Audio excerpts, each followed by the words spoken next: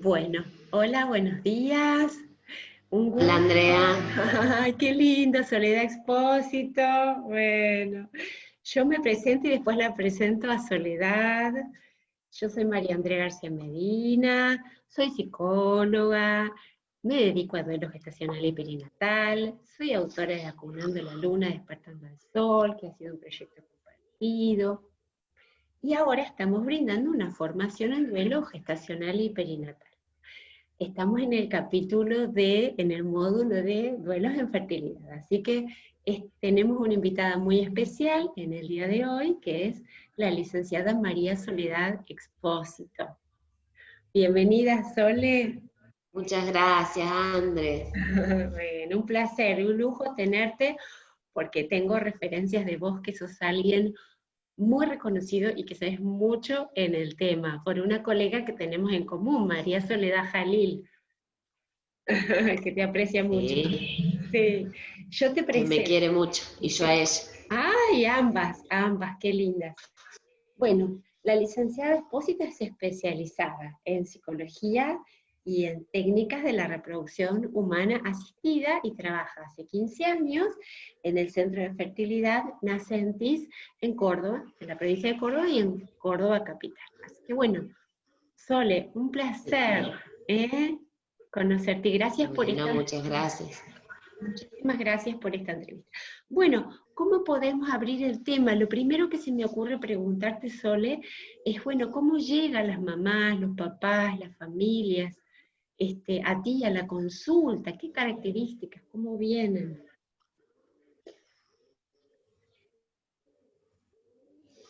¿Sí? Andrés se entrecortó un poquito. No pude escuchar bien la pregunta porque se cortó un poquito. Bueno, yo te la vuelvo a ¿Vos me repetir. escuchás? Yo te escucho muy bien, muy bien. La pregunta es cómo vienen, cómo llegan a la consulta las mamás y las familias con estas situaciones. Mira, cuando llegan a la consulta a una clínica de fertilidad, en general las parejas ya han buscado hace mucho tiempo Bien. formar una familia y no han podido. En realidad, los problemas de la fertilidad nunca avisan, en general no avisan, llegan de golpe cuando el médico les da un diagnóstico. Lo que ellos han hecho ha sido buscar varios meses o años a veces, y esto tiene que ver con la falta de información. Mm, Hay una definición que dice que cuando buscan durante 12 meses y no se concreta el embarazo, deberían consultar.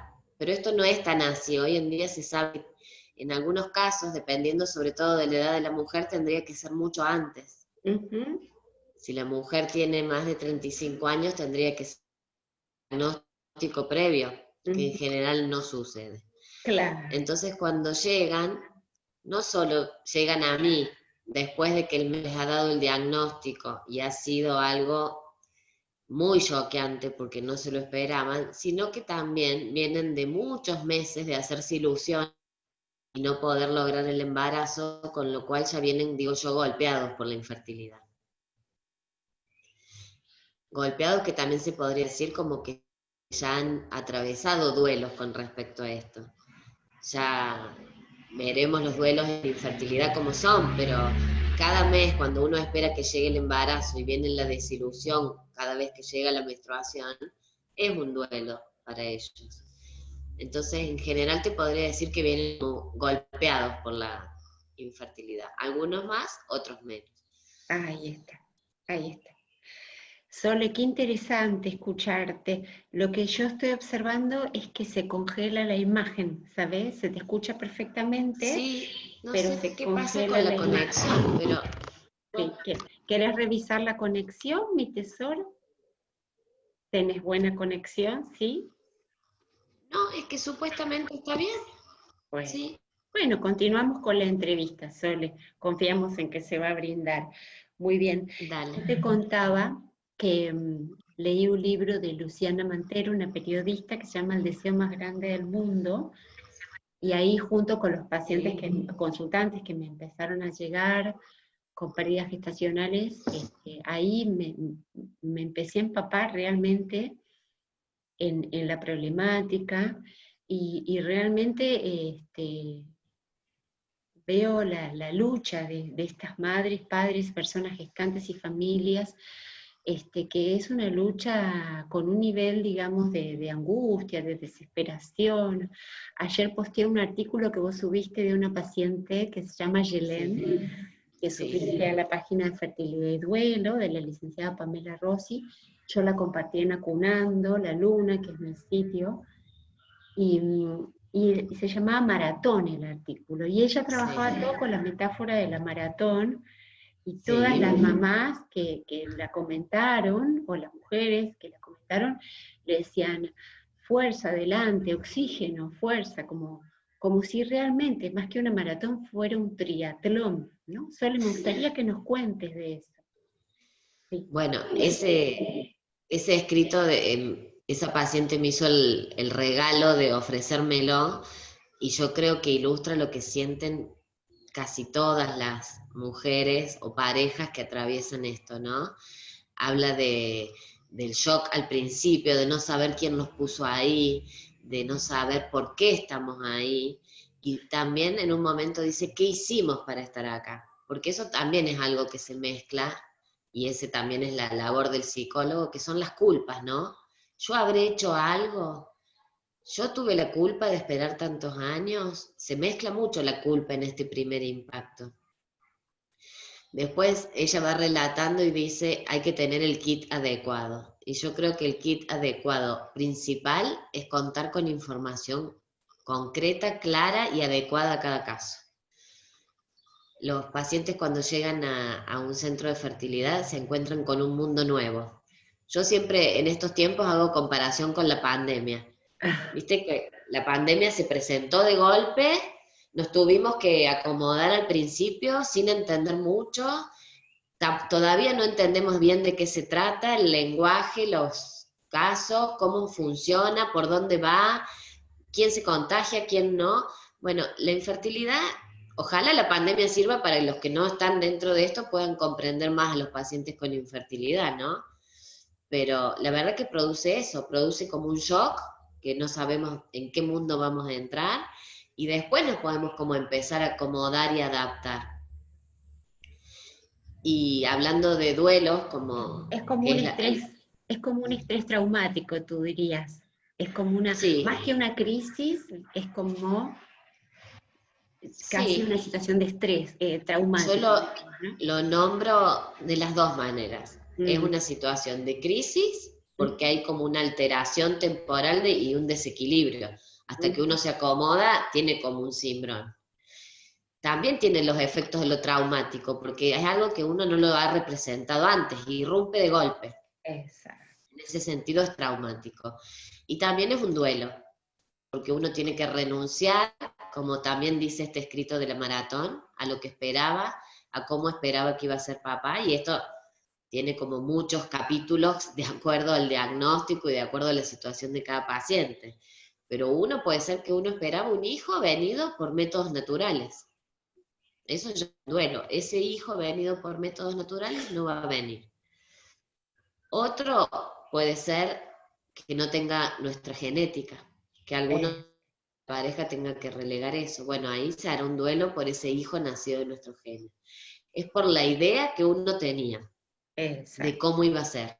Muere alguien, no es un hijo que tuvimos, es un hijo que nunca tuvimos, nunca se gestó, nunca estuvo en la panza, pero sí es la idea. Estaba leyendo el otro día la definición de Freud de duelos, y él dice, es la reacción frente a la pérdida de una persona o una idea o un ideal. O sea, él ya lo decía antes, no hace falta que se muera alguien. Yo digo, es un paquete de duelos, porque no es un duelo, son muchos duelos en un duelo. Duelo real y duelo simbólico. Y también hay duelos anticipatorios, microduelos, todo tipo de... Y además duelo y trauma también, y una situación acumulativa de traumas, porque yo pensaba cuando las mamás vienen y además nos dicen todo lo intrusivo y lo invasivo, de lo traumático que es inyectarse varias veces por día, estudios que tienen que ir a quirófano, etcétera, etcétera, etcétera, llega un momento es que realmente, muchas veces hasta si no viven un acompañamiento psicológico, ¿no es cierto, Sole? Es que esta familia puede bajar los brazos, porque es muy costoso Seguro. emocional y físicamente continuar. Por eso, Yelén, tu Sí. paciente, hablaba de la maratón, ¿no es cierto? Claro, Sí. claro, de estar corriendo, corriendo. Ella lo habla en compañía de su pareja, pero también hay mucha gente que corre sola esta maratón. Oh, También ella habla del entorno, que es tan importante, que hay gente que acompaña, que aligera la carga, que te da fuerzas, pero a veces hay momentos en que es mejor para cada cual aislarse y pasarla solos y tranquilos, porque el entorno puede hacer muy bien y a veces sin querer puede hacer no tan bien, digamos, ¿no? Estas cosas cuando se acompaña en un duelo o en una maratón de decir frases que por ahí la gente no puede tolerar, porque no, no te no, pueden no, decir, tenés que ser fuerte no. cuando vos estás que no das más. Y el espacio terapéutico sirve para eso, para que puedan hablar y decir lo que sienten y escucharse y ver sus fortalezas y ver sus vulnerabilidades. Para eso estamos los psicólogos en este ámbito. Ahora solo yo aprovecho que no, mencionaste el espacio terapéutico. Yo soy una terapeuta especial, no sé si especialista, pero me he formado en todo lo que es el transgeneracional. Y además, hace 10 años que estoy en el mundo de las constelaciones familiares sistémicas. Y nosotros vemos mucho el peso transgeneracional. Entonces yo te pregunto, si ustedes los especialistas en fertilidad, en las primeras consultas, abren el tema del árbol, investigan un poquito, ¿sí? Mira, yo trabajo desde el psicoanálisis y el psicoanálisis hace toda una lectura de la historia infantil. Yo tengo que saber cómo esta paciente y cómo en la historia familiar se han atravesado situaciones difíciles, cómo ha atravesado otros duelos, porque eso me dice de lo que va a poder hacer hoy y de Exacto. cómo va a atravesar esta situación. Algunos pacientes dicen, no, bueno, pero yo me quiero embarazar ahora, quiero estar fuerte, y cuando empezamos como a caminar la historia hacia atrás y ver los principios y las generaciones anteriores, podemos ver cómo han sucedido cosas que en relación a esto que pueden estar impactando y generando o repitiendo representaciones sobre este tema, digamos. Exactamente. Digo, la representación es tan subjetiva y tan única que no te podría generalizar ni una, pero Claro, la de cada persona que entra en esta carrera o en esta maratón o en esta búsqueda tiene una representación psíquica de lo que significa ser mamá, ser papá y ser hijo. es Y en muy función interesante. de eso va a dar la singularidad de cada caso. Y en eso acompañamos nosotros. Exacto. Yo me acordaba que en el primer módulo de la formación hablamos de todo esto, ¿no? De cómo es el constructo de la identidad femenina y de la maternidad a lo largo de la historia del patriarcado, y cada una además trabajamos esto que es la representación psíquica, ¿no? De ser hija, Sí. ser madre, y el deseo de ser hijo, el deseo de ser madre, el deseo, ¿no? De armar una familia, y cómo nos atraviesa, digamos, también lo que tú dices, representaciones, ¿no? ¿Cómo fue la gestación de nuestra madre, nuestra propia gestación cuando estuvimos en el vientre materno? ¿Cómo fue esa situación de parto y de llegar a la vida, de advenir a la vida, la propia? Porque allí también hubo drama y hubo trauma, ¿eh? Claro, y Seguramente. cómo se va a dar esas representaciones también durante el embarazo, si esa paciente llega. El embarazo es una etapa que moviliza todo el bebé interno que cada uno tiene. Ay, Entonces, ay, después cuando llegue el embarazo, que a veces yo esa parte me la pierdo, porque algunas pacientes siguen, pero otras pacientes cuando se embarazan, ya ya, está, ya está. disfrutan. Disfruta. Pero se moviliza todo desde el ser bebé uno mismo, ¿no? Exactamente. Se revive. Muy Ujú. interesante, Sole, pero no me quiero abrir tanto porque me voy a abrir, como somos apasionadas por estos temas, pero me gustaría ir un poco al foco para las alumnas.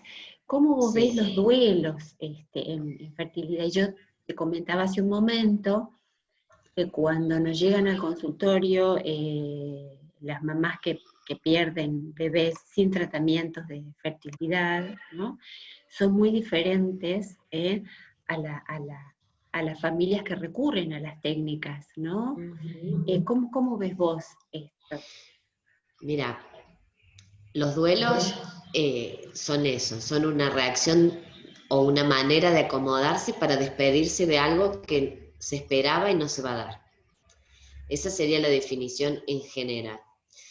La diferencia con otros duelos es que los duelos en infertilidad no se muere una persona y no se muere un bebé como en los duelos gestacionales, pero sí se muere la idea, se muere el deseo y el proyecto que cada paciente tenía, o que cada persona tenía. Yo estoy acostumbrada a decir pacientes. Son duelos invisibles porque nadie se entera. Nadie se entera cuando al final del mes llegó la menstruación y esta persona está atravesando un duelo.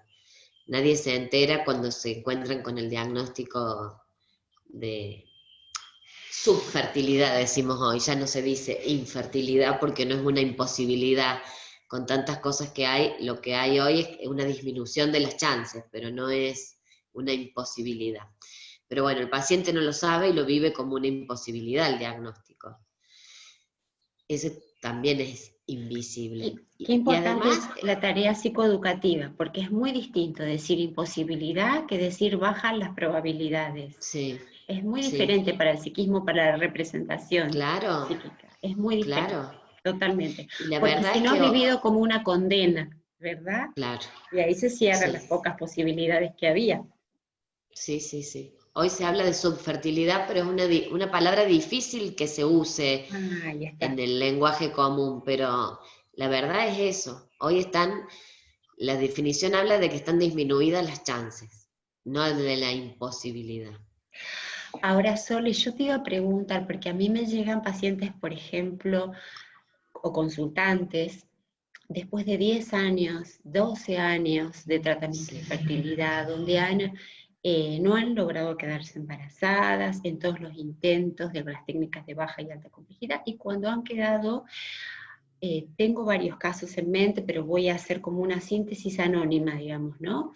sí, Que han tenido embarazos luego, pero han sido a repetición ectópicos, por ejemplo, o a repetición anembrionados, y que luego han quedado embarazadas y que ese embarazo prosperó y han sí, tenido pérdidas en la semana 20, por ejemplo, y esos niños han nacido y han fallecido sí, y han estado en terapia intensiva horas o días y han sí, fallecido. Son casos desgarradores. Y tengo sí. 2 o 3 casos que tengo en mente. Ayer separé las historias clínicas, los estuve releyendo y te armé una síntesis como un poquito para que, si tú tienes casos, Soledad, para ver cómo se aborda, porque es una complejidad extrema, ¿no es cierto? Sí, son casos como de muchísimo dolor, muchísimo dolor. Muchísimo dolor. Mira, antes de que llegaras al tema de las pérdidas, ya hacer 10 años o 12 años de tratamiento sin lograr un embarazo ya es una situación Tremendo. dificilísima. Yo creo que ahí hay una cosa también en la que podemos intervenir los psicólogos, ¿no? Es, si va a venir un hijo, ¿cómo voy a estar yo para recibirlo? Yo lo digo medio en criollo a mis pacientes, le digo, ¿vamos a estar rotos o vamos a estar enteros? La idea es que lleguemos lo más enteros posibles cuando se dé el embarazo. A veces no se dan tiempo de esperar, no se dan Ay, tiempo de descansar, de ay, recuperar fuerzas, no se dan tiempo de decidir cuando se da un nuevo camino. Por ejemplo, en estos casos que vos decís, seguramente han tenido que optar por ovodonación o por donación de semen, o han tenido parejas que sí son fértiles, pero que tienen pérdidas a repetición, recurren a la fertilidad para poder asegurarse un embrión sano.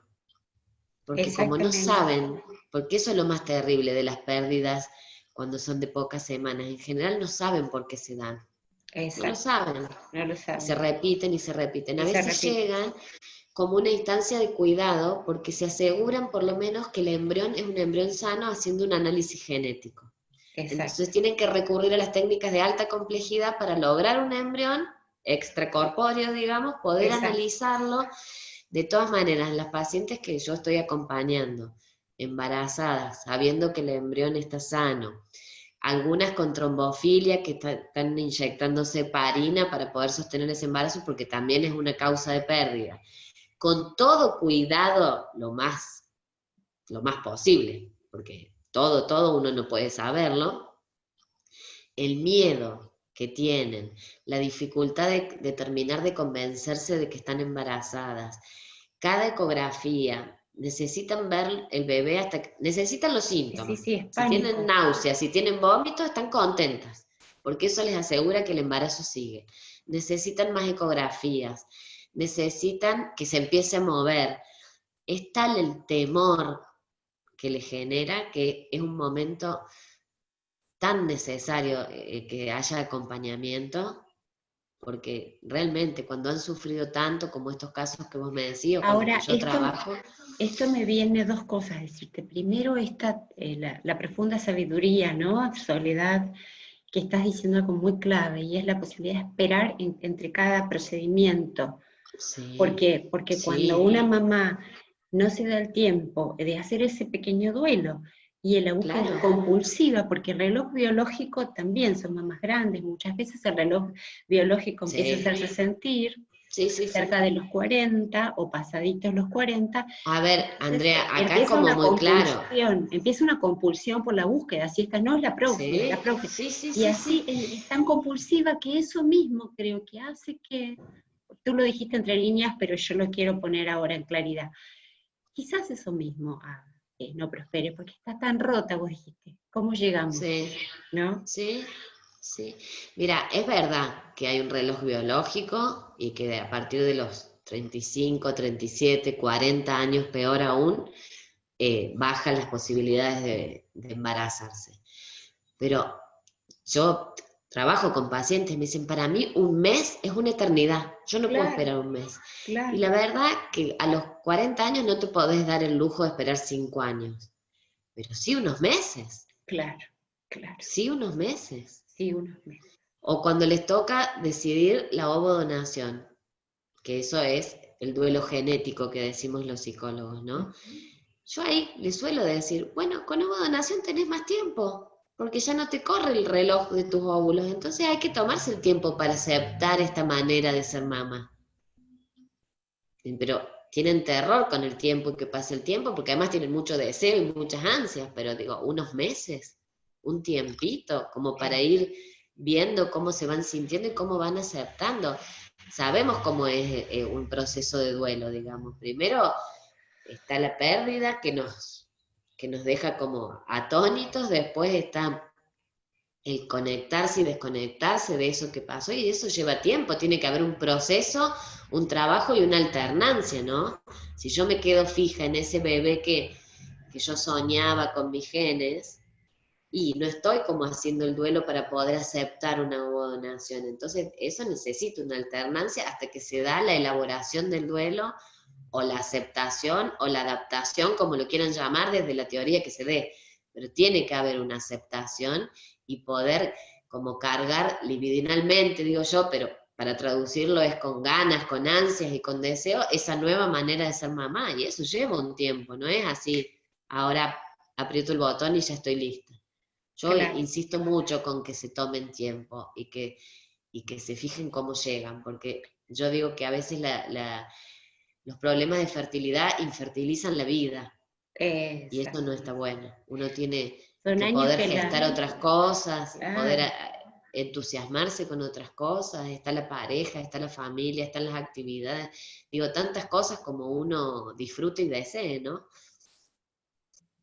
Sí, son años en que realmente la vida pareciera que queda entre paréntesis, ¿no? Es muy tremenda. Aparte, las mujeres en la actualidad, con las agendas laborales, profesionales, las urgencias, las prioridades, la vida misma, ¿no es cierto? Sí.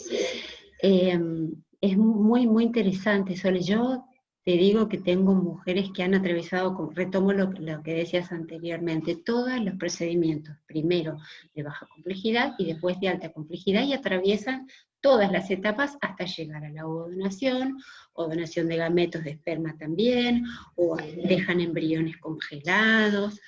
¿Qué pasa, Sole, cuando, por ejemplo, se eligen los embriones, el más viable, se hacen los estudios genéticos, se prueba, alguno prospera, alguno no prospera? ¿Cómo es eso? ¿Son hijos? ¿Cómo es la representación psíquica? ¿No Bueno, es eso cierto? es bastante particular, es ¿Verdad? bastante singular. El otro día hablaba con una paciente, tenía 15 embriones, o sea, Ujú. fertilizaron 15 y al día 5 llegaron 2. De 15 a 2 es un impacto. No llegaron naturalmente, digamos, no es que no hay descarte, ni muchísimo menos, es que no llegaron al día 5. Y ella me decía, y me da una cosita por los otros 13. Mm. Ahí hay alguna representación que estamos trabajando. Más te puedo decir que en general y en mi experiencia, el tener más embriones, bueno, después te aclaro lo del análisis genético, pero Sí. tener más embriones les funcionan como un reaseguro, como un backup que tengo guardado, y la verdad que en principio no piensan qué van a hacer después con esos embriones. Les sirve porque es tanta la incertidumbre que es lo único que tienen seguro. Tengo congeladitos 5, o sea, tengo para más chances, y eso les da calma. No en función de un hijo, sino como un reaseguro para otra posibilidad. Y en cuanto a lo que decías del análisis genético, cuántos se transfieren, en realidad el análisis genético lo que te da es que el embrión que no es normal no es compatible con la vida, o sea que de todas maneras no se transfiere porque no llevaría adelante un embarazo y un hijo nacido vivo. Perfecto, ¿Sí? perfecto. Yo tengo casos en los cuales las mamás han reservado embriones, están congelados para después del tiempo de duelo ver y elegir, ¿no? Si se dan Sí. la última chance. Y en general los papás, fíjate qué interesante, ¿no? No están dispuestos a acompañar esto porque ha sido tal el agotamiento y tal vivir en años de crisis permanente y duelo sostenido y estrés sostenido y Sí. estrés sostenido, que generalmente los papás se retiran antes y las mamás siguen sosteniendo, ¿no? Ese Sí. sueño, ese anhelo. ¿No? Sí. ¿Cómo lo ves vos, Sole, a esto? Mira, es un tema que también, como en todo, es muy particular. No sé, no te podría decir que si es así siempre que los papás pueden como soltar más rápido y disfrutar de lo que tienen y ellas siguen con ese anhelo, no lo sé.